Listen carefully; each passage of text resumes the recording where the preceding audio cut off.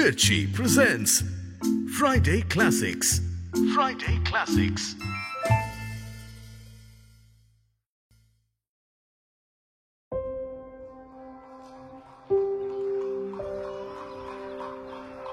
কি তাহলে গরমের ছুটিটা ভালোই কাটাবে তো?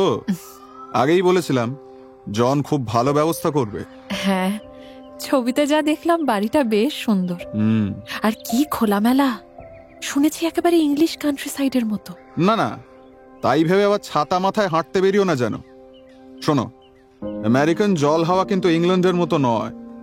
এখানে রোদটাও যেমন কড়া, হাওয়াও তেমনই জোরালো।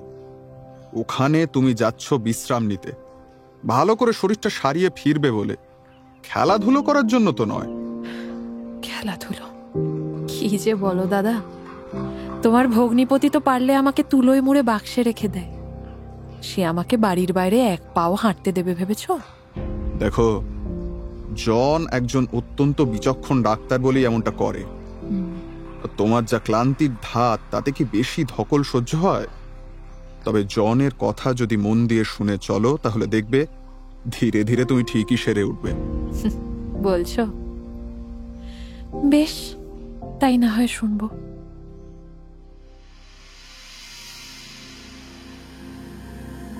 শুনছেন শার্লেট পার্কিন্স গিলম্যানের গল্প অবলম্বনে দ্য ইয়েলো ওয়ালপেপার। গিলম্যান ছিলেন ঊনবিংশ শতকের অন্যতম আমেরিকান লেখিকা, সমাজতাত্ত্বিক এবং নারীবাদী আন্দোলনের প্রধান মুখ। 1892 খ্রিস্টাব্দে প্রকাশিত দ্য ইয়েলো ওয়ালপেপার গল্পটি তার সবচেয়ে জনপ্রিয় রচনা। ঊনবিংশ শতাব্দীর পটভূমিতে লেখা এই ছোট গল্পটি আমেরিকান নারীবাদী সাহিত্যের একটি গুরুত্বপূর্ণ দলিল।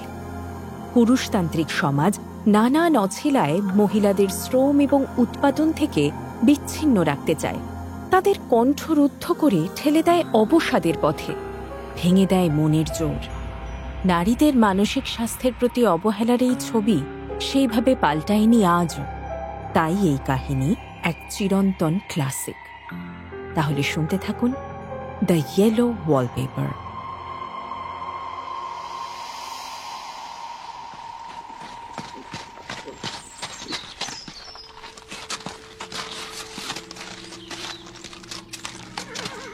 বেশ খানিকটা পথ পেরিয়ে আমরা পৌঁছলাম আমাদের গন্তব্যে। জন আর আমার মতো সাধারণ মানুষের পক্ষে এমন একটা বনেদি বাড়ি পাওয়া সত্যিই ভাগ্যের ব্যাপার। সেই কলোনিয়াল আমলের একটা প্রাসাদ, সঙ্গে একটা বড় এস্টেটও আছে। সত্যি কথা বলতে কি, এখানে আসার আগে প্রাসাদটাকে হানাবাড়ি বলে কল্পনা করে একটা অজানা রোম্যান্সের আশায় থেকে থেকেই আচ্ছন্ন হয়ে উঠছিল মনটা। অবশ্য অত সৌভাগ্য যে আমার হবে না তা জানতাম, কিন্তু তবু আমি জোর গলায় বলতে পারি এই বাড়িটায় কিছু একটা অদ্ভুতুরে ব্যাপার আছে। জনকে বলতে সে অবশ্য হেসেছিল। তাই নাকি? তা কি অদ্ভুতুরে ব্যাপার আছে শুনি? ভূত, পিশাচ, পলটারগাইস্ট? এই জন্য তোমাকে কিছু বলবার উপায় নেই। আচ্ছা তুমিই বলো না, এইরকম একটা পেল্লায় বাড়ির ওই কত টাকা ভাড়া, আর এত সস্তা হওয়া সত্ত্বেও এতদিন ফাঁকা পড়ে আছে কেন? দারুণ যুক্তি, একদম ঠিক বলেছো তুমি। এসব ব্যাপার আমার মাথাতেই আসেনি। সত্যি তোমার যা বুদ্ধি, তাতে গোয়েন্দা হওয়া উচিত ছিল। স্বয়ং শার্লক হোমস বোধহয় পালাতে পথ পেতেন না। আমার সব কথাতেই হাসি ঠাট্টা করা জনের একরকম স্বভাব। বিয়ের পরে অবশ্য এসব নিত্যদিনের ব্যাপার, তাই গা শোয়া হয়ে গেছে। আসলে আমার স্বামী মানুষটাই এরকম, যাকে বলে ঘোর বাস্তববাদী। ভূত প্রেত দূরে থাক, ধর্মকর্ম থেকে পর্যন্ত শত হস্ত দূরে থাকে সে। সবই নাকি কুসংস্কার। ইন্দ্রিয় দিয়ে যা মাপা যায় না, তাকে এক কথায় নস্যাৎ করে দিতে ওর জুড়ি নেই। সেটা অবশ্য ওর পেশার কারণেও হতে পারে। ডাক্তারদের তো বিজ্ঞান ছাড়া অন্য কিছুতেই ভরসা নেই। মাঝে মাঝে কথাটা বলবো না, বলেই ফেলি। ডায়েরি তো আর কোনো রক্ত মাংসের মানুষ নয় যে 5 কান করবে, তাই লিখতেই পারি। যা বলছিলাম, মাঝে মাঝে মনে হয় জন পেশায় ডাক্তার বলে আমার শরীরটা সারছে না। কি করে সারবে? সে তো বিশ্বাসই করে না যে আমি অসুস্থ। আমার নিজের দাদাও ডাক্তার, সেও জনের সঙ্গে একমত। আসল কথা কি জানো, তোমার বোনের এই সমস্যাটা আমেরিকার ঘরে ঘরে দেখা যায়। অসুখ বিসুখ কিছুই না, এ হলো এক ধরনের বাতিক। হ্যাঁ, সে আর বলতে। ওকে তো সেই কোন ছোটবেলা থেকে দেখছি বরাবরই একটু বেশি সেন্সিটিভ। হ্যাঁ, আর সেটাই পরবর্তীকালে একটা নার্ভাস ডিপ্রেশনে পরিণত হয়েছে আর কি। আমার মাঝে মাঝে তোমার জন্যই খারাপ লাগে জন। একজন হিস্টেরিয়া প্রবণ রোগীকে নিয়ে সারা জীবন কাটানোটা সত্যিই বড় কঠিন। নিয়মের এতটুকু এদিক ওদিক হলেই তা কপালে যা লেখা আছে তাকে আর খণ্ডাবে কে বলো? তোমার বোনকে যখন সব জেনে শুনেই বিয়ে করেছি, তখন তো এসব অসুবিধে মেনে নিতেই হবে। সমাজের একজন মান্যগণ্য ডাক্তার যদি আত্মীয় স্বজন, বন্ধু বান্ধব সকলকে বলে তার স্ত্রীর আসল সমস্যা হলো স্নায়বিক দুর্বলতা, তাহলে আর কি বা করার থাকে? তাই দিবারাত্র জনের দেওয়া ফসফেট, ফসফাইট আরো 5 রকম টনিক নির্বিবাদে খেয়ে যেতে হয়। মাঝে মাঝে এখানে ওখানে হাওয়া বদলও করতে হয়।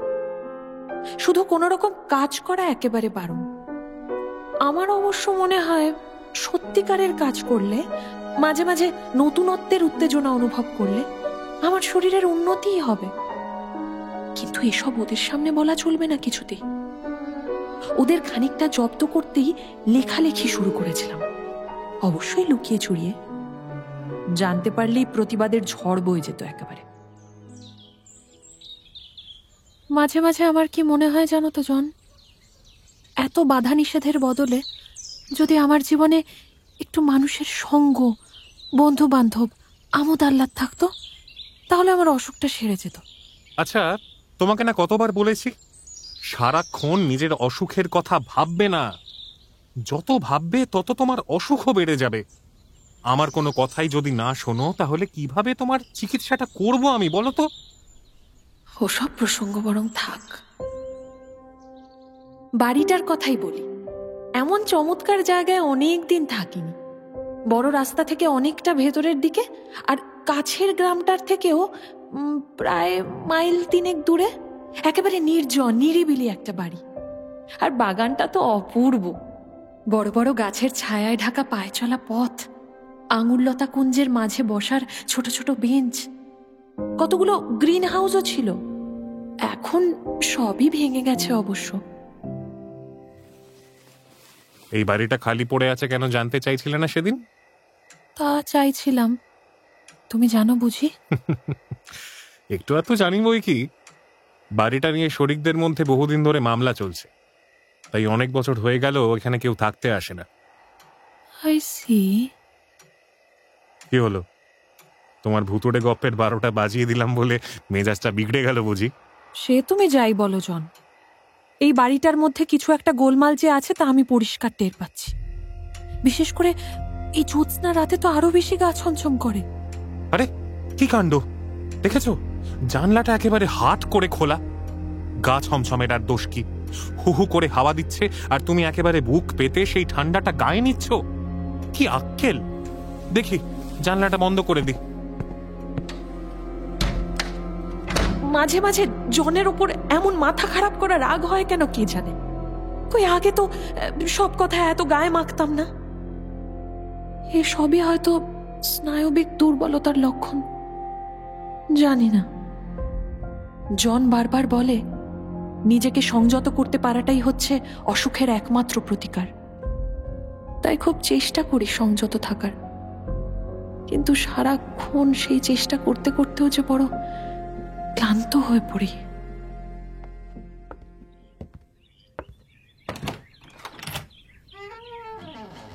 হে কি জন, এই ঘরে কি করছো? আমি যে বললাম নিচের তলার ঘরটাই আমার পছন্দ। জানলা ঘিরে কি চমৎকার গোলাপলতা, পর্দাগুলো কি সুন্দর ফুরফুরে। তাছাড়া ওখান দিয়ে তো সামনের বারান্দাতেও যাওয়া যায়। শুধু শৌখিন ব্যাপার নিয়ে তো মাথা ঘামালে চলবে না মাই ডার্লিং। একতলার ঘরে মাত্র একটাই জানলা, আর 2টো খাট রাখার মতো জায়গাই নেই। তাতে কি হয়েছে? তুমি না হয় অন্য কোনো ঘরে। ওহো, ওখানে কাছাকাছি আর অন্য কোনো ঘর আছে? তাছাড়া অন্য ঘরে থাকলে তোমার চিকিৎসাটা হবে কি করে? কি যে বলো, তার কোনো ঠিক নেই। আমার স্বাস্থ্য নিয়ে জন বেচারা সদা তটস্থ থাকে। ওর অনুমতি না নিয়ে আমি নড়ে বসলেও বিচলিত হয়ে পড়ে। দিনের প্রতিটা ঘন্টাই তার নির্দেশ মতো কাটে। আমাকে নিজে হাতে কিছু করতেই দেয় না। জনের এত যত্ন আত্মীর যথেষ্ট কদর করতে পারি না বলে মাঝে মাঝে বড় অকৃতজ্ঞ মনে হয় নিজেকে। শোনো ডার্লিং, এখানে কিন্তু শুধুমাত্র তোমার জন্য এসেছি, তাই তোমাকে পুরোপুরি বিশ্রামে থাকতে হবে আর প্রচুর হাওয়া খেতে হবে, বুঝেছো? হ্যাঁ, কিন্তু মানে একটু হাঁটাহাঁটি অন্তত। হ্যাঁ, সেটা তো নির্ভর করছে তোমার শরীর কতটা ভালো থাকে তার উপরে। খাওয়া দাওয়াও খিদে বুঝে করতে হবে, একমাত্র হাওয়া খেতে কোনো বারণ নেই, বুঝলে? যত ইচ্ছে হাওয়া খাও। ওই হাওয়ার কথা ভেবেই নার্সারি রুমে থাকার ব্যবস্থা করা হয়েছে। উপরতলার প্রায় পুরোটা জুড়েই তৈরি মস্ত ঘরখানা। এককালে নার্সারি ছিল ঠিকই, কিন্তু খেলার ঘর আর জিমনেশিয়াম হিসেবেও ব্যবহার করা হতো। ওই জন্যই বড় বড় জানলাগুলোয় গরাদ লাগানো আর দেওয়ালের মাঝে মাঝে নানান রকমের আংটা আর রিং ঝোলানো। অস্বীকার করে উপায় নেই, ঘরটা একেবারে আলো হাওয়ায় ভরপুর। এখান থেকে বাগানের পুরোটাই দেখা যায়। কিন্তু ঘরের দেওয়ালের অবস্থা অত্যন্ত শোচনীয়। একটা হলুদ ওয়ালপেপার লাগানো হয়েছিল, কিন্তু আমার বিছানার মাথার ওপর অনেকটা অংশ জুড়ে কে যেন ছিঁড়ে ফেলেছে সেটা। ঘরের অন্য প্রান্তের দেওয়ালের নিচের দিকটাও এইভাবে ন্যাড়া হয়ে গেছে। ইস, এই দেওয়ালটা কি বিশ্রী দেখেছো জন? কেন বিশ্রী কেন? হ্যাঁ, কয়েকটা জায়গায় ওয়ালপেপারটা চটে গেছে, তা পুরনো বাড়িতে একটু হয়। আরে কি মুশকিল, আমি তো ওয়ালপেপারটার কথাই বলছি। কি বিশ্রী একটা হলুদ রং, কয়েকটা জায়গায় আবার প্রায় কমলা হয়ে গেছে। তাতে কি হয়েছে? থাকলে মাথা ঝিমঝিম করে। আর নকশাটা, ছি, শিল্পের অপমান করা হয়েছে ওতে। আঁকিবুকিগুলোর না আছে কোনো প্যাটার্ন, না আছে কোনো সৌন্দর্য। বোঝো, মাথা মুন্ডু কিছুই বোঝা যায় না, আর বেশিক্ষণ তাকিয়ে থাকলে মাথার যন্ত্রণা শুরু হয়ে যায়। তা তোমারই বা দেওয়ালের দিকে তাকিয়ে থাকার দরকারটা কি শুনি? খামোখা সুস্থ শরীরকে ব্যস্ত করা। বারবার বলছি ডার্লিং, আর একটু ভালো করে বিশ্রাম নাও, দেখবে এসব বাজে খেয়াল আপনা আপনি মাথা থেকে বেরিয়ে যাবে।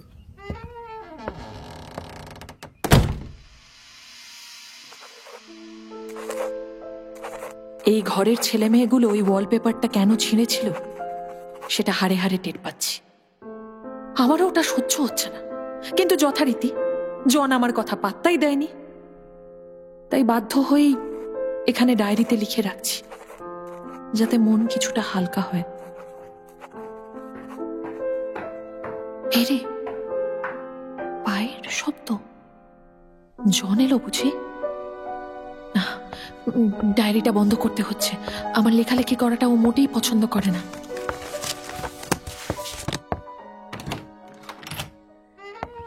কি ব্যাপার জন, আজও এত সকালে বেরিয়ে যাচ্ছ? কি করব বলো, আমার তো আর বসে থাকার উপায় নেই, রোজই কত রোগী দেখতে হয়। হ্যাঁ, কিন্তু পরপর দুদিন রাতেও ফিরলে না। দূরের পেশেন্ট, ওখানে থেকে তো অসময়ে খোলা মাঠের মাঝখানে ফেরাটাও অসুবিধে, তাই বাধ্য হয়ে থেকে যেতে হলো। তোমাকে তো বলেছি। কিন্তু প্লিজ ডার্লিং, এত অবুঝ হয়েও না। তুমি বরং একটু মন ভালো রাখার চেষ্টা করো, দরকার হলে আরো একটু ঘুমিয়ে নাও, কেমন? দেখবে অনেক ভালো লাগবে। আসি, বাই।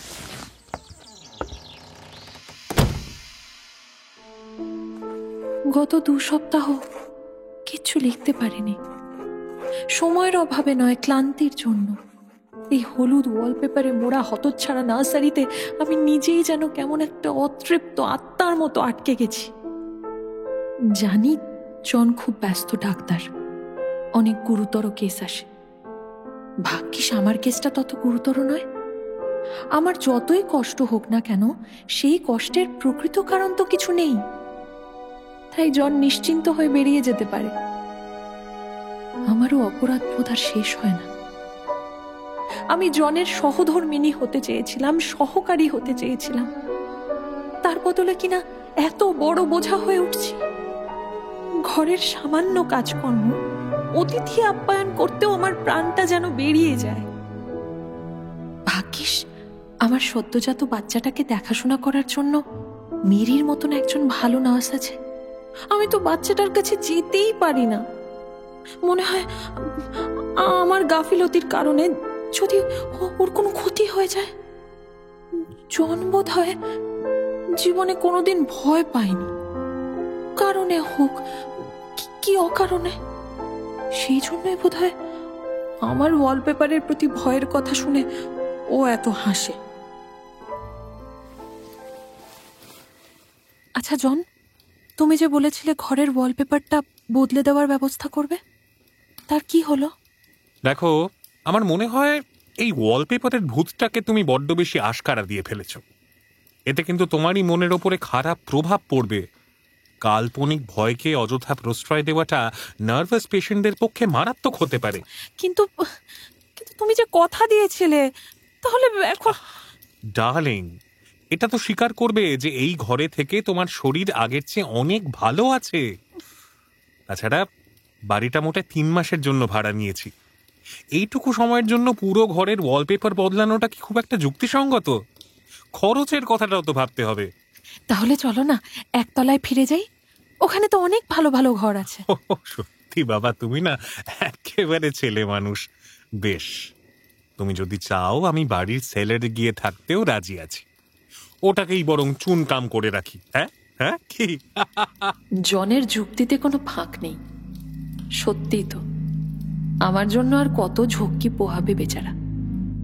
আর নার্সারিটা এমন কিছু খারাপ না, চমৎকার আলো হাওয়া সবই ভালো, ওই নোংরা হলুদ ওয়ালপেপারটা ছাড়া।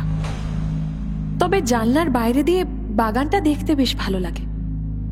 বিশেষ করে বাগানের অন্য প্রান্তের ছোট্ট ফেরিঘাটটা পর্যন্ত যে ছায়া ছায়া রাস্তাটা চলে গেছে, সেটা একেবারে ছবির মতো সুন্দর।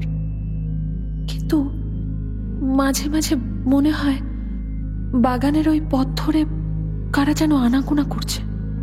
সঙ্গে সঙ্গে নিজেকে সামলে নেওয়ার চেষ্টা করি। জন বলেছে আমার অতিরিক্ত কল্পনা শক্তি আর মনের মধ্যে নানান রকমের গল্প বানানোর প্রবণতাটা খুবই বিপজ্জনক।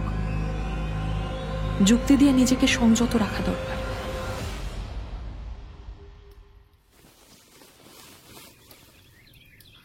আচ্ছা, তুমি সারাক্ষণ এত ছটফট করো কেন বলো তো? এটা তো শরীরের পক্ষে মোটেই ভালো না। কি করব বলো, এত বড় বাড়িতে আড্ডা দেওয়া দূরে থাক, দুটো কাজের কথা আলোচনা করার লোকও নেই। কাহা তো এইভাবে শুয়ে বসে দিন কাটানো যায় বলো তো? বুঝলাম। ঠিক আছে, তুমি যখন পুরোপুরি সেরে উঠবে তখন শহর থেকে হেনরি আর জুলিয়াকে আনিয়ে নিলেই হবে। ওদের সঙ্গে তো তোমার দিব্যি খাতির। হেনরি আর জুলিয়া? সত্যি? কি আশ্চর্য! তাহলে এখনই ওদের ডাকছো না কেন? তাহলেই হয়েছে। ওদের মতো দুটো হুল্লোড়বাজ মানুষকে এখন এনে ফেলা আর তোমার কানের কাছে অষ্টপ্রহর বাজি ফাটানো একই ব্যাপার। আর কটা দিন ধৈর্য ধরে থাকো না, একেবারে সেরে গেলে নিশ্চয়ই ওদের ডাকবো, কথা দিচ্ছি।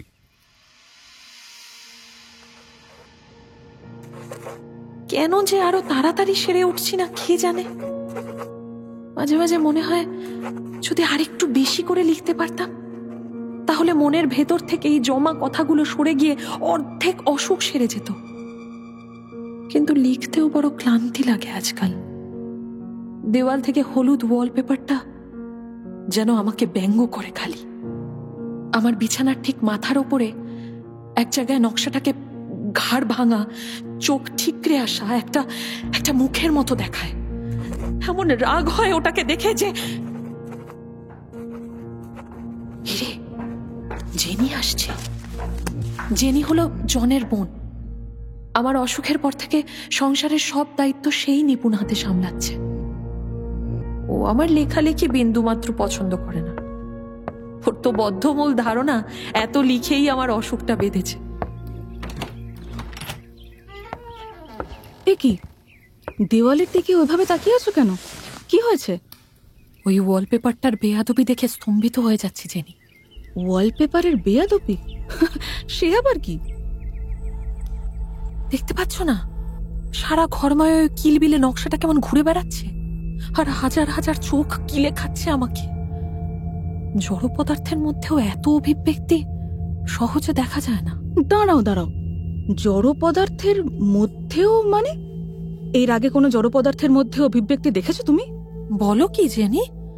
ছোটবেলায় তুমি দরজার হাতল আর দেওয়ালের দাগছোপের মধ্যে মানুষ বা জানোয়ারের মুখ দেখতে পেতে না? হ্যাঁ, চেয়ার টেবিলের সঙ্গে খেলা করতে না? আমি তো ঘন্টার পর ঘন্টা ওই নিয়েই মেতে থাকতাম। না মানে হ্যাঁ, ছোটবেলায় হয়তো সেই ধরনের খেলা দু একবার খেলেছি, তবে কিন্তু তাই বলে এই বয়সে ওয়ালপেপারের ছায়া দেখে রেগে যাওয়া, কি জানি, আমার কিন্তু ভালো ঠেকছে না। তুমি বরং একটু বিশ্রাম নাও, মাথাটা গরম হয়ে গেছে বোধহয়। বিশ্রাম?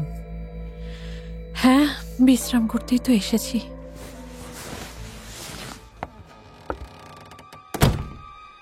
ওয়ালপেপারের ওই বড় বড় নকশার ফাঁকে আরো একটা প্যাটার্ন আছে, কিন্তু সেটা সহজে চোখে পড়ে না।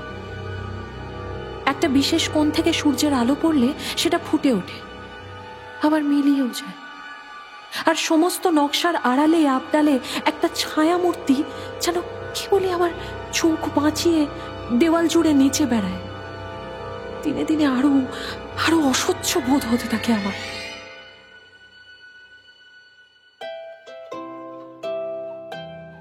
ইতিমধ্যে ৪ঠা জুলাই গেল, মানে আমাদের আমেরিকার স্বাধীনতা দিবস। বাড়িতে কয়েকজন অতিথি এলেন, কিন্তু আমি তাদের আদর যত্ন করতেই পারলাম না। রান্না বান্না থেকে শুরু করে সবকিছুই করলো জেনি। আমার অসীম ক্লান্তি লক্ষ্য করে এবার একটু চিন্তিতই হয়ে পড়ল জন। না, তোমার শরীরের অবস্থার তো বিশেষ উন্নতি হচ্ছে না। এভাবে চলতে থাকলে শরৎকালে তোমাকে আমার বন্ধু ভিয়া মিচেলের নার্সিং হোমে পাঠিয়ে দিতে হবে। হ্যাঁ, সে কি? না না, সে তো অনেক দূর। এতটা রাস্তা যাতায়াত করতে করতেই আমার দম বেরিয়ে যাবে। অন্য পন্থায় কাজ না হলে আর কি করা যাবে বলো? আমার মনে হচ্ছে বাড়িতে থেকে তোমার ঠিকমতো চিকিৎসা করা বোধহয় সম্ভব নয়, জানো।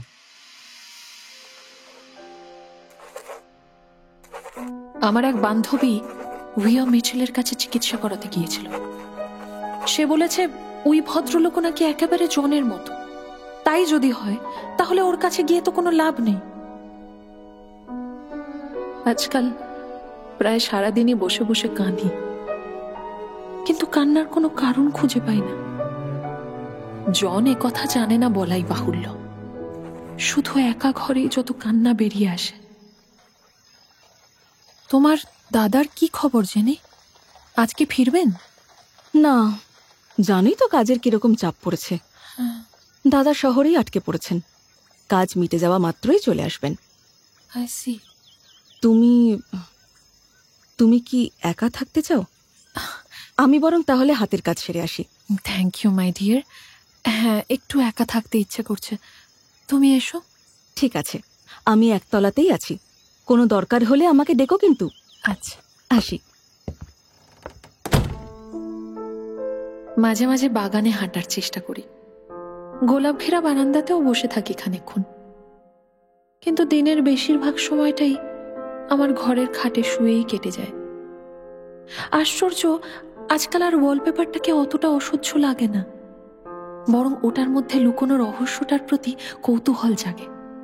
ঘন্টার পর ঘন্টা ধরে ওয়ালপেপারের নকশার যুক্তিটা বোঝার চেষ্টা করি, কিন্তু ডিজাইন প্রিন্সিপাল সম্পর্কে অল্প বিস্তর জ্ঞান থাকা সত্ত্বেও কিছুতেই ওই নকশার মধ্যে কোনো রকম সামঞ্জস্য খুঁজে পাই না।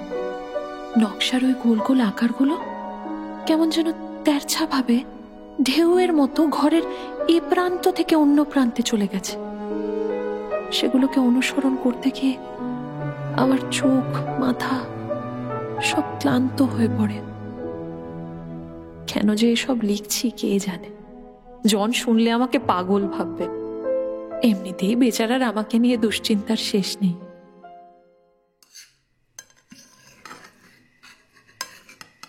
আচ্ছা, তোমার খাওয়া দাওয়া এত কমে গেছে কেন বলো তো?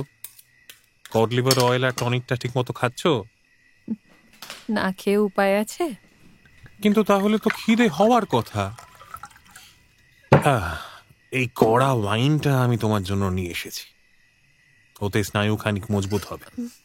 না আসলে মাংসটা এত কম সেদ্ধ হয়েছে, আমার তো আরো একটু রান্না করা স্টেক খাওয়া অভ্যেস, তাই। না না, বেশিক্ষণ আগুনের উপর রাখলে খাদ্যগুণ নষ্ট হয়ে যাবে। লক্ষ্মীটি, এটা একটু কষ্ট করে খেয়ে নাও, না খেলে শরীরে জোর পাবে কি করে বলো তো? জন, আমার একটা কথা রাখবে? কি হলো? প্লিজ আমাকে একটিবার শহরে হেনরি আর জুলিয়ার কাছে যেতে দাও, দেখবে ওদের দেখলে আমার সত্যি ভালো লাগবে। কেন এমন অবুঝ হচ্ছ বলো তো ডার্লিং? এখান থেকে 17 মাইল যাওয়ার মতো শরীরের অবস্থা কি তোমার আছে? তুমি থাকলে। আহা, মাঝ রাস্তায় যদি অসুস্থ হয়ে পড়ো তাহলে কি কেলেঙ্কারি হবে বলো তো? প্লিজ প্লিজ জন, তুমি তুমি দেখো আমার কিচ্ছু হবে না, শুধু একটিবার আমায় নিয়ে চলো। বন্ধুদের না দেখে আমার প্রাণটা হাঁপিয়ে উঠছে, সত্যি বলছি। ও মাই ডার্লিং, এদিকে এসো এসো। দেখো, তোমাকে এভাবে কাঁদতে দেখলে আমার কষ্ট হয়, জানো না তুমি? তুমি ছাড়া আমার আর কে আছে বলো? নিজের জন্য না হোক, আমার জন্য অন্তত শরীরের যত্ন নাও। বিশ্বাস করো জন, আমি আপ্রাণ চেষ্টা করি, কিন্তু। জানি ডার্লিং, কিন্তু তোমাকে আরো একটু মনের জোর বাড়াতে হবে। মনটা যত শক্ত করবে, সংযত করবে, ততই দেখবে তোমার মনের সব অযৌক্তিক কল্পনা আস্তে আস্তে মিলিয়ে যাবে। এখন চলো চলো চলো, ঘরে চলো, একটু ঘুমিয়ে নেবে। আমি বরং তোমাকে একটা বই পড়ে শোনাই। এত দুঃখের মধ্যে একটাই সান্ত্বনা, আমার ছোট্ট বাচ্চাটার স্বাস্থ্য খুব ভালো, তাই ওকে আমার সঙ্গে নার্সারিতে কাটাতে হয় না। ভাগ্যিস জন আমার জন্য এই ঘরটা বেঁচেছিল। ওই হলুদ ওয়ালপেপারের কোনো জোর আমি তাও সহ্য করতে পারি, কিন্তু আমার ছেলেটা পারতো না। তবে আজকাল আমারও বুদ্ধি বেড়েছে, তাই এসব ব্যাপারে আমি ওদের কোনো কথা বলি না। ওই ওয়ালপেপারের গভীরে এমন সব গোপন ব্যাপার লুকিয়ে আছে, যার কথা আমি ছাড়া কেউ কোনোদিন জানতে পারবে না। ঠান্ডা লেগে যাবে তো। কি হয়েছে তোমার? শরীর খারাপ লাগছে? জন, আমাকে আমাকে এই বাড়ি থেকে ফিরিয়ে নিয়ে যাবে? সে কি কথা? হঠাৎ কি এমন হলো ডার্লিং? আমি আমার তো এখানে শরীরের কোনো উন্নতি হচ্ছে না জন, তাহলে শুধু শুধু এখানে পড়ে থেকে কি লাভ বলো? বিশ্বাস করো, আমি আর পারছি না। চলো না চলো না, বাড়ি ফিরে যাই। হ্যাঁ, আসল কথাটা বলবার সাহস আমার ছিল না। আজকাল ওই ওয়ালপেপারের ভেতরে অজস্র ছায়ামূর্তিগুলো ক্রমশই স্পষ্ট হয়ে উঠছে। সবকটাই নারীর অবয়ব, তারা কুঁজো হয়ে ওয়ালপেপারের প্যাটার্নের ভিতর ক্রমাগত লুকোচুরি খেলে বেড়ায়। কি ভয়ঙ্কর যে দেখায় তাদের! এতদিন জনকে বলতে পারিনি, ওর এমন যুক্তিবাদী মন আমার জন্য এত ভাবে, কিন্তু আর যে এখানে থাকতে পারছি না। সেদিন মাঝরাতে জ্যোৎস্নার আলোয় আবার যখন দেওয়াল বেয়ে ছায়াগুলো চলতে শুরু করলো, তখন বিছানা থেকে উঠে কাছ থেকে দেখতে গিয়েছিলাম। সত্যি এসব আমার চোখের ভুল নয় তো? কিন্তু আমি উঠতেই জনের ঘুম ভেঙে গিয়েছিল। সেই মুহূর্তে আর নিজেকে সামলাতে না পেরে কাতরভাবে বিনতি করলাম, কিন্তু জন আমার কথায় কোনো যুক্তি খুঁজে পেল না। হঠাৎ মাঝরাতে এসব কি শুরু করেছো বলো তো? এখনো 3 সপ্তাহের ভাড়া বাকি আছে, তার আগে কি করে ফিরে যাব? হ্যাঁ, যদি বুঝতাম তোমার কোনো বিপদের সম্ভাবনা রয়েছে তাহলে তক্ষুনি বাক্স গুছিয়ে ফিরে যেতাম। কিন্তু তোমার স্বাস্থ্যের যে বেশ কিছুটা উন্নতি হয়েছে, দেখো সেটা আমি নিজের চোখে দেখতে পাচ্ছি। খিদে হচ্ছে, আগের থেকে ওজনও বেড়েছে, গালে রক্ত ফিরছে। হ্যাঁ, আমি তো ডাক্তার নাকি? তোমার শরীরের উন্নতি আমি ধরতে পারবো না? ভুল জানো তুমি, আমার ওজন এমন কিছুই বাড়েনি। আর খিদে, রাতে তুমি ছিলে বলে সামান্য বেশি খেয়েছিলাম, আর সকালে এতটুকু খিদে পাইনি। বাবারে ভগবান, মেয়েটা দেখি অসুস্থ না হয় ছাড়বেই না। আচ্ছা বেশ, আজ রাতে না হয় শুয়ে পড়ো, কালকে আবার এই নিয়ে কথা হবে। কেমন? শোনো, 3টে সপ্তাহের তো ব্যাপার, তারপর তুমি আর আমি মিলে ভালো কোনো একটা জায়গায় ঘুরে আসব। আর ততদিনে জেনি আমাদের বাড়িটাও গুছিয়ে ফেলতে পারবে। সত্যি বলছি ডার্লিং, দেখো না, দেখো, আগে থেকে তুমি অনেক ভালো আছো, বিশ্বাস করো। শরীরে হয়তো ভালো আছি, কিন্তু আবার সেই এক কথা, মাই ডার্লিং, তোমাকে আমার দিব্যি, তোমার ছোট বাচ্চাটার দিব্যি, এসব অলস বোকা বোকা চিন্তা মাথা থেকে তাড়িয়ে দাও। তোমাকে কতবার বলেছি না, এসব দুর্বলতা তোমার পক্ষে ভীষণ বিপজ্জনক। আচ্ছা, ডাক্তার হিসেবে কি আমার ওপর তোমার এতটুকু ভরসা নেই? এরপরে আর কথা চলে না, বাধ্য হয়ে শুয়ে পড়তে হলো। বাকি রাতটা ওয়ালপেপারের দিকে তাকিয়েই কেটে গেল। ওটার সামনের নকশা আর পেছনের নকশা কি একই সঙ্গে নড়ে, নাকি আলাদা আলাদা ভাবে? এক দৃষ্টে তাকিয়ে থেকেও বুঝতে পারলাম না।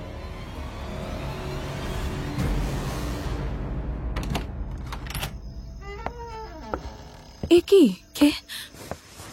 ও, জেনি।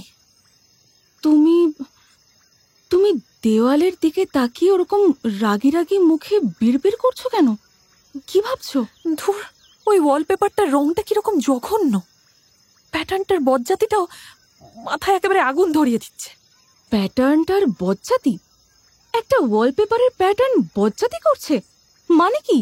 আচ্ছা, তোমাদের কি কিছুই চোখে পড়ে না? কি? আমি সেই প্রথম দিন থেকে নকশাটার সিকোয়েন্সটা বোঝার চেষ্টা করছি। যতবার ভাবি, হ্যাঁ এই তো ধরে ফেলেছি, অমনি কোত্থেকে একটা অসঙ্গতি এসে সব পরিশ্রম পণ্ড করে দেয়। ওহো, যেন নকশা নয়, অজস্র ফাঙ্গাস এসে দেওয়ালটাকে একেবারে ছেয়ে ফেলেছে। অসহ্য। এই কথা? তা এতে এত উতলা হওয়ার কি আছে? সব নকশারই যে একটা নির্দিষ্ট সিকোয়েন্স থাকতেই হবে তার কি মানে? শিল্পী হয়তো এমনিই যেমন তেমন কিছু একটা এঁকে দিয়েছেন।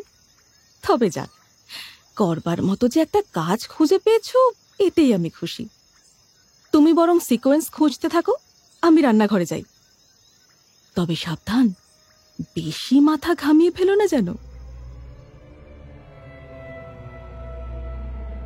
একটা ব্যাপার জেনিকে বলিনি, দিনের আলোর পরিবর্তনের সঙ্গে সঙ্গে ওয়ালপেপারের নকশাগুলো বদলে যায়। সূর্যের প্রথম রশ্মিটা এসে দেওয়ালে পড়ার সঙ্গে সঙ্গে শুরু হয়ে যায় ওয়ালপেপারের খেলা।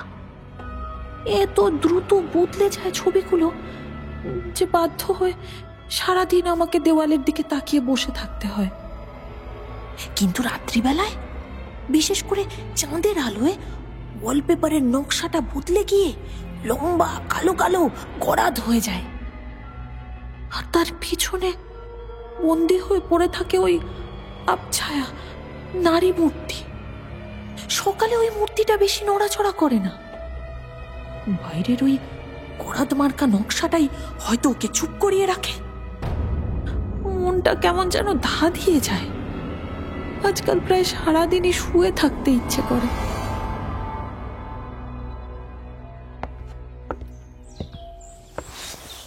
যাক বাবা, এতদিনে সুমতি হয়েছে। দেখবে, শুয়ে থাকলে তোমার দুর্বলতা খুব তাড়াতাড়ি কেটে যাবে। তাই গেলেই ভালো। আলবাদ যাবে। শোনো, এরপর থেকে প্রত্যেকবার খাওয়ার পর 1 ঘন্টা করে ঘুমিয়ে নেবে। এটা হজমের জন্য খুব ভালো। হ্যাঁ, 1 ঘন্টা? কতক্ষণ কি ঘুমানো যায় নাকি? শুয়ে শুয়ে চোখ বুজে থাকলেই ঘুম এসে যাবে। আমি আর কথা বাড়াইনি। প্রতিবার খাওয়ার পরে ঘুমানোটা কিছুতেই ভালো অভ্যেস হতে পারে না। আমিও ঘুমোতাম না, কেবল অভিনয় করে যেতাম। জনকে কোনো মতেই এটা জানতে দেওয়া চলবে না। কেন চলবে না? কারণ আজকাল আমি ওকে ভয় পাই। হ্যাঁ, দিনে দিনে জনের আচরণ কেমন যেন সন্দেহজনক হয়ে উঠছে। প্রথম প্রথম কারণটা ধরতে পারছিলাম না, কিন্তু হঠাৎ একদিন খেয়াল করলাম জনও আজকাল দেওয়ালের দিকে তাকিয়ে তাকিয়ে ওয়ালপেপারটাকে এক দৃষ্টে লক্ষ্য করছে। একবার নয়, একাধিকবার জনের অলক্ষ্যে আমি ওকে ওয়ালপেপারের দিকে তাকিয়ে থাকতে দেখেছি। তারপর জেনির ব্যবহারও কেমন যেন অস্বাভাবিক হয়ে উঠছে। একদিন ধীরে ধীরে ঘরে ঢুকে জেনিকে দেওয়ালের উপর হাত ঘষতে দেখলাম।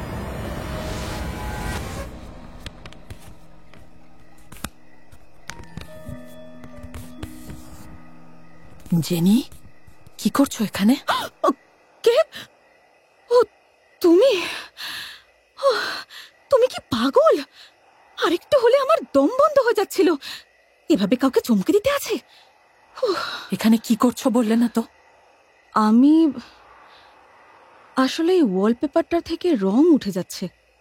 তোমার আর দাদার জামা কাপড়ে প্রচুর হলুদ দাগ পেয়েছি। সব কেচে তুলতে অনেক ঝামেলা। তোমরা একটু সাবধানে চলাফেরা করো, বুঝলে? ভারী নিরীহ একটা উত্তর দিয়ে চলে গেল জেনি। কিন্তু আমাকে বোকা বানানো কি অতই সহজ? আমি খুব ভালো করে জানি ওরা দুই ভাই বোন এই ওয়ালপেপারের নকশাটা বোঝার চেষ্টা করছে। কিন্তু ওটার রহস্য জানবো শুধু আমি, আর কেউ নয়। আজকাল সত্যি সত্যি শরীরে নতুন জোর পাচ্ছি। কাজের মতো কাজ খুঁজে পেলেই যে আমি সেরে উঠবো, তাতে আর আশ্চর্য কি? ধীরে ধীরে খিদে ফিরে এসেছে। সারাদিন ঘ্যান ঘ্যান করাও বন্ধ করেছি। আমার এই পরিবর্তন দেখে জনের আনন্দ আর দেখে কে? বাহ, শরীর তো একেবারে সেরে উঠেছে দেখছি। হ্যাঁ, এতদিনে সত্যি সেরে উঠেছে মনে হচ্ছে। নিজেই বেশ টের পাচ্ছি। যাক, তোমার ঘরের ওই বিদঘুটে ওয়ালপেপারটা থাকা সত্ত্বেও যে তুমি সেরে উঠছো, এটাই স্বস্তির কথা, কি বলো? হ্যাঁ, তা যা বলেছ।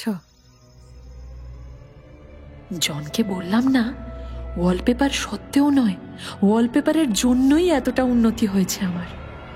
এ কথা শুনলে নির্ঘাত আমাকে এখান থেকে সরিয়ে দিত। কিন্তু ওটার রহস্য না জেনে আমি কোথাও নড়ছি না। প্রতিদিন দেওয়ালে নতুন নতুন ছত্রাক জন্মাচ্ছে। হলুদের নতুন আভা এসে জড়ো হচ্ছে কোণে কোণে। তা হোক, এখনো এখানে 1 সপ্তাহ থাকা বাকি। এমনিতেও রাতে বিশেষ ঘুমোই না আজকাল। যাওয়ার আগে নিশ্চয়ই রহস্যটা ধরে ফেলব।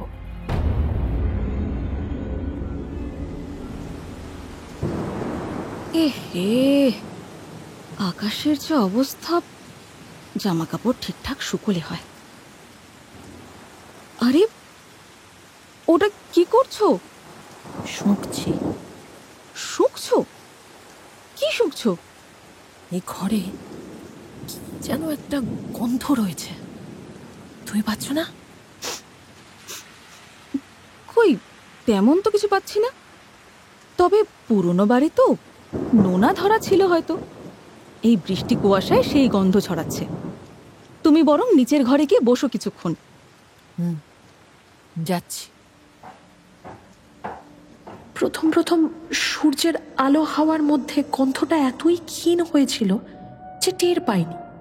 কিন্তু বৃষ্টি আর কুয়াশায় সেটা রীতিমতো উগ্র হয়ে উঠছে। হ্যাঁ, ওয়ালপেপার থেকেই গন্ধটা বেরোচ্ছে। সেটা ধীরে ধীরে ছড়িয়ে পড়ছে সারা বাড়িতে। একতলার বসার ঘরে, ডাইনিং রুমে, সিঁড়ির উপর, এমনকি আমার চুলের মধ্যে। সর্বত্রই রাজত্ব করছে এখন। কি অদ্ভুত একটা গন্ধ! ঘন্টার পর ঘন্টা বিশ্লেষণ করেও ঠিক ধরতে পারছিলাম না। মাঝরাতে গন্ধটা যেন আমার উপর চেপে বসে দম বন্ধ করে দিচ্ছিল। কিন্তু আস্তে আস্তে গা সওয়া হয়ে গেছে। বুঝতে পারছি গন্ধটাও আসলে ওয়ালপেপারের রংটার মতোই হলুদ। অসুস্থ, নোংরা একটা হলুদ গন্ধ। সেই সঙ্গে আরো একটা ব্যাপার আবিষ্কার করেছি। দেওয়ালের একেবারে গোড়ার কাছে সারা ঘরটা ঘিরে হলুদ ওয়ালপেপারের ওপর দিয়ে কিসের একটা অস্পষ্ট দাগ চলে গেছে, যেন একটা নেকড়া দিয়ে মুছে দিয়েছে কেউ। ও হ্যাঁ, ঘরের ভিতরে আরো একটা মজার জিনিস আবিষ্কার করেছি আমি। কিন্তু না, থাক, দেওয়ালেরও তো কান আছে।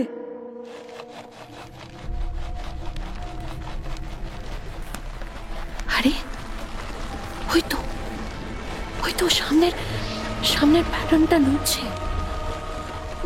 না, পিছন থেকে কেউ ওটা ঝাঁকাচ্ছে।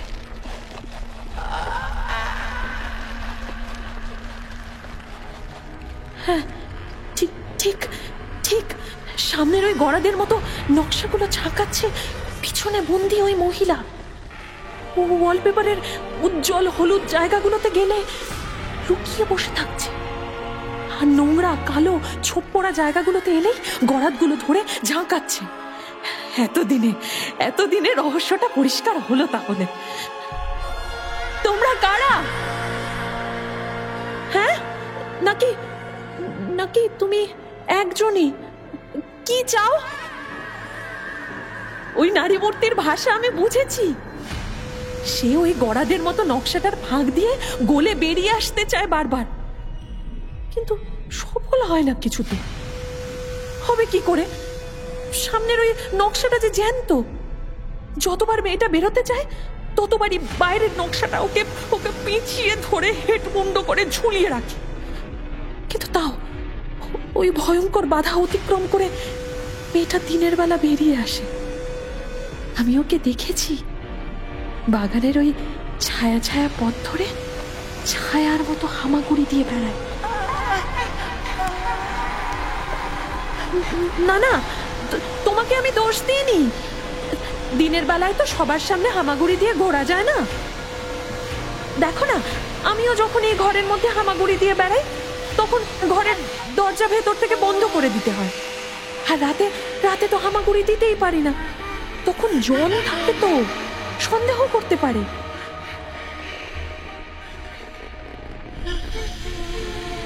সত্যি কথা বলতে কি, জনের হাব ভাব আমার মোটেই সুবিধার ঠেকছে না। ওকে যতটা সম্ভব না ঘাটানোর চেষ্টা করি, কিন্তু ওর চোখের দৃষ্টি আমার ভালো লাগে না। আমার মতলবটাও ধরতে পেরেছে কিনা কে জানে। আমি বুঝতে পেরেছি, ওয়ালপেপারের সামনের গড়াত মার্কা নকশাগুলো সরিয়ে ফেলতে পারলেই রাতের বেলা বেরিয়ে আসতে পারবে মেয়েটা। আর মাত্র 2 দিন বাকি, তাই যা করার তাড়াতাড়ি করতে হবে। কিন্তু এর মধ্যে জনের সন্দেহ হলে তো মুশকিল। একটু আগেই শুনলাম জেনিকে ডেকে আমার ব্যাপারে নানান রকম প্রশ্ন করছে জন।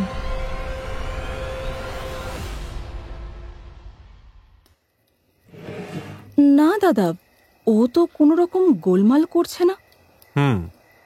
তুমি মানে ওর ওপর সারাদিন নজর রাখো তো? খাওয়া দাওয়া ঠিক হচ্ছে?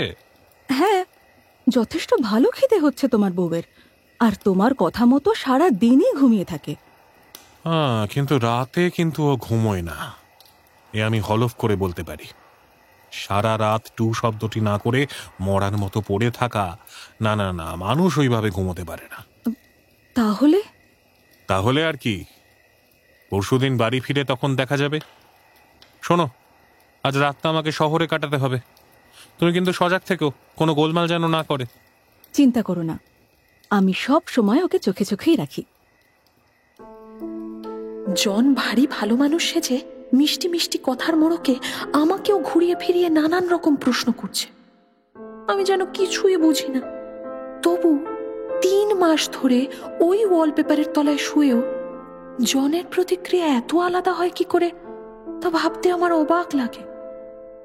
তবে ওটা যে জন আর জেনি দুজনকে কিছুটা হলেও প্রভাবিত করেছে সেটা আমি ঠিকই বুঝেছিলাম।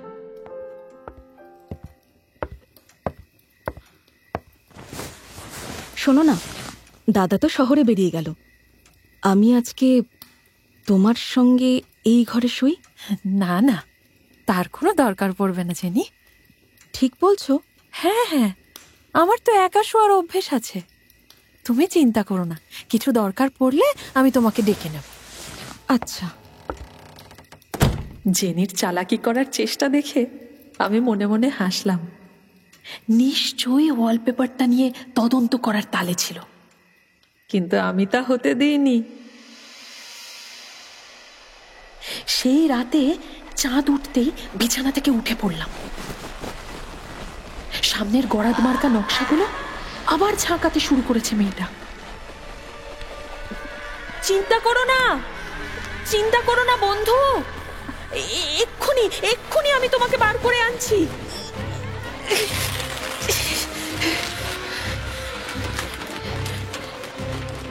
সারা রাত ধরে গোড়ার ঝাঁকালো মেয়েটা, আর আমি কাগজটা টানলাম, আবার আমি ঝাঁকালাম, সে টানলো। সকালের মধ্যে প্রায় অর্ধেক ঘরের সমান লম্বা একটা ওয়ালপেপারের অংশ দেওয়াল থেকে ছিঁড়ে ফেলল। সূর্য ওঠার পর দেওয়ালের অবশিষ্ট নকশাগুলো যখন আমার দিকে তাকিয়ে কুটিল হাসি হাসলো, তখন ঠিক করলাম আজকে ওদের ভবলীলাও সাঙ্গ করতে হবে।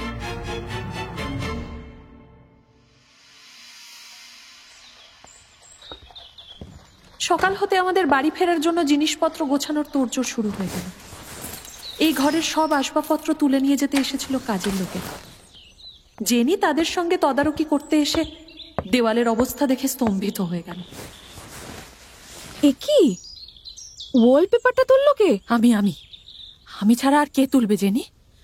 3 মাস ধরে ওয়ালপেপারটা এমন চক্ষুশূল হয়েছিল, ভাবলাম যাওয়ার আগে ওটা দপারাপা করে দিই। ও তাই বলো? তা ভালোই করেছো, আমার নিজেরই বাকিটা তুলে ফেলতে ইচ্ছা করছে।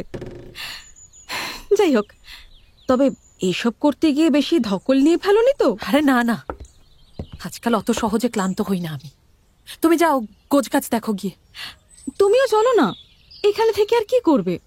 ঘর তো খালি হয়ে গেল।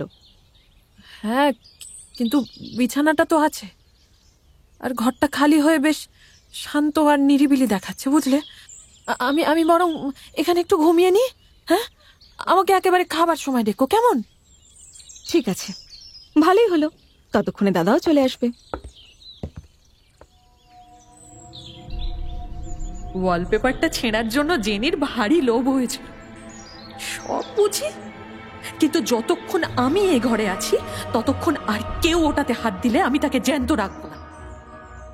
সবাই বেরিয়ে যেতে ঘরটার চারদিক একবার দেখে নিলাম। চোখে পড়ল কাঠের মেঝেটার জায়গায় জায়গায় গর্ত, আর বিছানার মাথাটায় বিশ্রী আঁচড়ের দাগ। তবু আজকে যেন ঘরটা অনেক শান্ত, স্নিগ্ধ। আর কদিন আগে বলছিলাম না, ঘরের মধ্যে একটা মজার জিনিস আবিষ্কার করেছি, সেটা একটা শক্তপোক্ত দড়ি।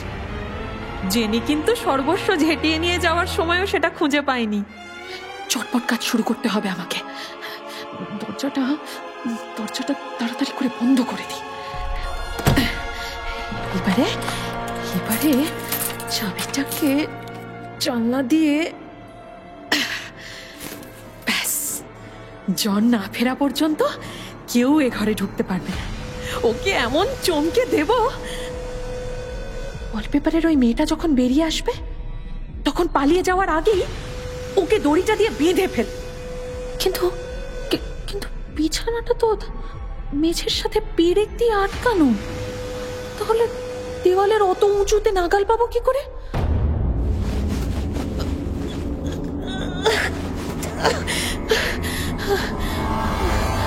হাজার চেষ্টা করেও এক চুলও নড়ল না খাটটা। রাগের চোটে বিছানার মাথাটায় কামড় বসিয়ে দিলাম, কিন্তু তাতে ভীষণ লাগলো। দাঁতটা বোধহয় ভেঙেই গেল। চুলোয় যাক, মেঝেতে দাঁড়িয়ে দাঁড়িয়ে যতটা নাগালে পাই ততটাই আগে উঠবে ফেলি। ইস,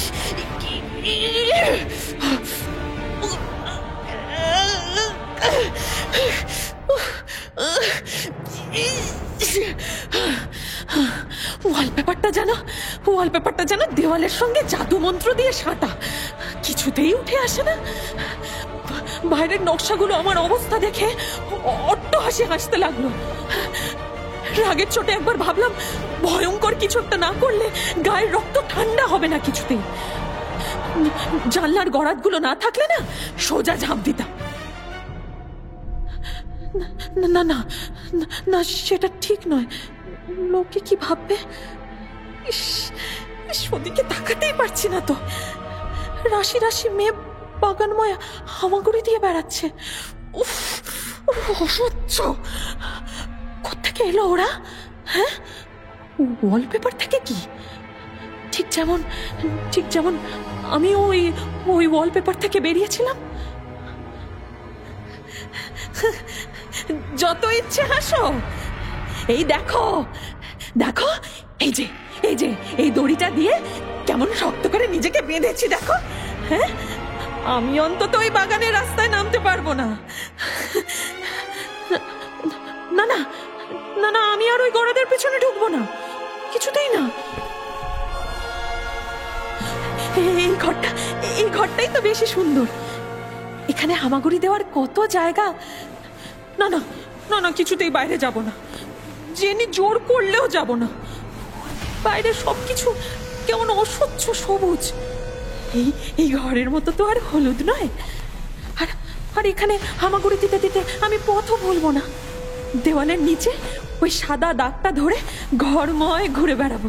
হ্যাঁ, আর কোনোদিনও ঘর থেকে বেরোবো না, কোনোদিনও না, বেরোবো না ঘর থেকে।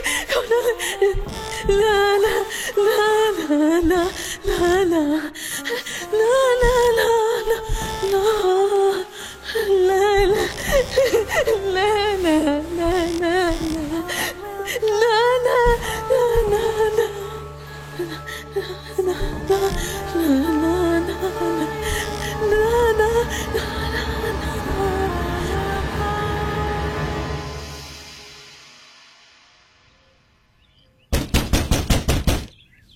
ডার্লিং, ডার্লিং, কি হয়েছে তোমার? দরজা বন্ধ করেছো কেন? ডার্লিং, দরজা খোলো। আরে জন, ফিরে এসেছো? দোহাই তোমার, দরজা খোলো, দরজা খোলো লক্ষ্মীটি। কোনো লাভ নেই ইয়াং ম্যান, হাজার চেষ্টা করলেও দরজা খুলবে না। ও গড, জেনি, জেনি, একটা কুড়ুল নিয়ে এসো শিগগির, দরজা ভাঙতে হবে। জন, জন ডার্লিং, ঘরের চাবিটা বারান্দায় একটা কলা পাতার নিচে পড়ে আছে। Open the door, open the door my darling, দরজাটা খোলো। আরে কি করে খুলবো? বললাম না, ঘরের চাবিটা বারান্দায় একটা কলা পাতার নিচে পড়ে আছে। আমি এক্ষুনি আসছি, এক্ষুনি আসছি। তোমার তোমার কিছু হবে না, আমি এক্ষুনি আসছি। না না না না না না না না না।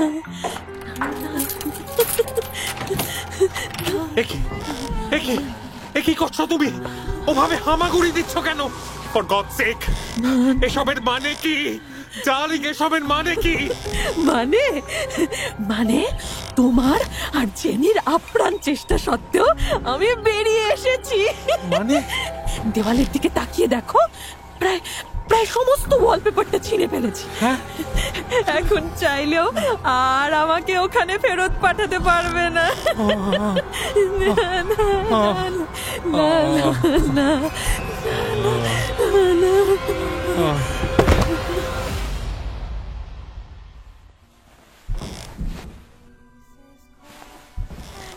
কি মুশকিল বলুন দেখি, আমার এই একটা কথা শুনে অজ্ঞান হয়ে পড়ে গেল লোকটা, তাও আবার আমার হামাগুড়ি দেওয়ার পথে। প্রতিবার ওর শরীরটাকে ডিঙিয়ে যেতে হচ্ছে।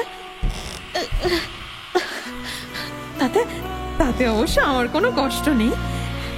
এতদিনে ওই সর্বনেশে গড়াদের জাল থেকে মুক্তি পেয়েছি, আর কোনোদিনও কেউ আমায় বন্দি করতে পারবে না, কোনোদিনও না, কেউ না, কেউ না।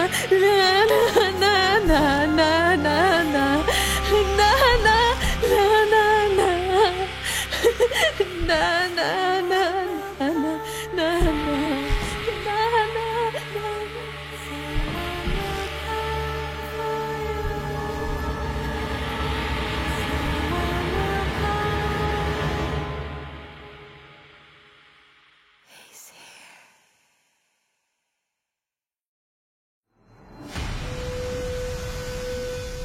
শুনলেন শার্লেট পার্কিন্স গিলম্যানের রচনা অবলম্বনে the yellow wallpaper.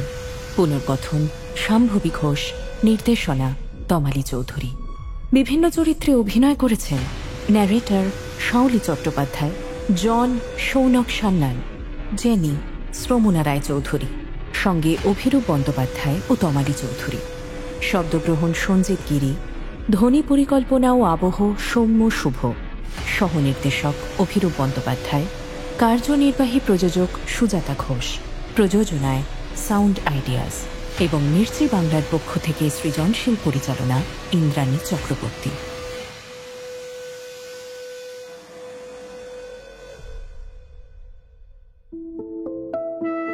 Mirchi Friday ক্লাসিক্সে শুনুন বাংলায় বিশ্বসেরা। প্রতি মাসের দ্বিতীয় ও চতুর্থ শুক্রবার বিশ্বের খ্যাতনামা সাহিত্যিকদের গল্প ও নাটক দিয়ে সেজে ওঠে মির্চি ফ্রাইডে ক্লাসিক্স।